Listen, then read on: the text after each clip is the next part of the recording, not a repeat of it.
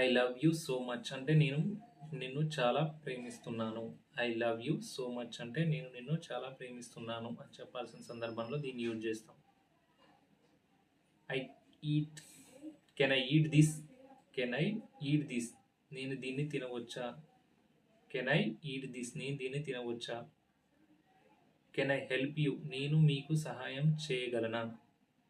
ఎవరన్నా ఏదైనా బాధలో ఉంటారు, వాళ్ళ కాడికి వెళ్ళి కెన్ ఐ హెల్ప్ యూ నేను మీకు సహాయం చేయగలనా అని అడిగినప్పుడు మనం ఇంగ్లీష్లో ఏ విధంగా అడగాలంటే కెన్ ఐ హెల్ప్ యూ మీకు ఏమైనా సహాయం చేయగలనా అట్లా. ప్లీజ్ కమ్ ఇన్ దయచేసి లోపలికి రండి. మనం స్కూల్లో మనం డిగ్రీ చదువుకున్నప్పుడు మే కమింగ్ సార్ అంటే ప్లీజ్ కమింగ్ అంటాం కదా. ప్లీజ్ కమింగ్ అంటే దయచేసి లోపలికి రండి అని అర్థం. ప్లీజ్ డూ దట్ అగెయిన్ దాన్ని మళ్ళీ చేయకండి. మీరు ఒక తప్పు చేసారు, నెక్స్ట్ రిపీట్ చేయకుండా ఉండాలంటే ఏం చేయాలి.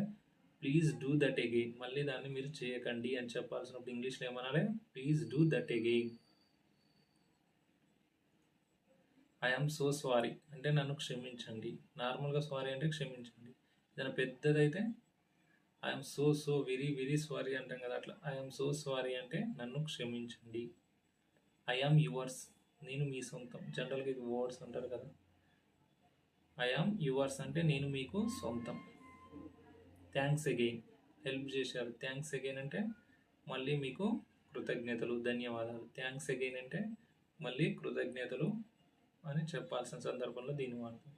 హౌ ఆర్ యూ నార్మల్గా జనరల్గా మనం వాడే పదం అన్నమాట ఇది. హౌ ఆర్ యూ అంటే ఫైన్ బాగున్నాను. హౌ ఆర్ యూ అంటే ఎలా ఉన్నారు. అర్థమైంది. హౌ ఆర్ యూ అంటే ఎలా ఉన్నారు.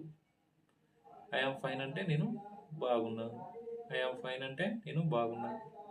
టేక్ కేర్ అంటే జాగ్రత్త. టేక్ కేర్ అంటే జాగ్రత్త. ఎవరికైనా యాక్సిడెంట్ అయింది, పోయి మందలు ఇచ్చి వచ్చేటప్పుడు ఏం చెప్తాం. టేక్ కేర్ జాగ్రత్తగా ఉండండి చెప్తాం కదా, అట్లా టేక్ కేర్ అంటే టేక్ కేర్ యువర్ హెల్త్ అంటాం. మీ ఆరోగ్యాన్ని జాగ్రత్తగా చూసుకోండి అట్లా.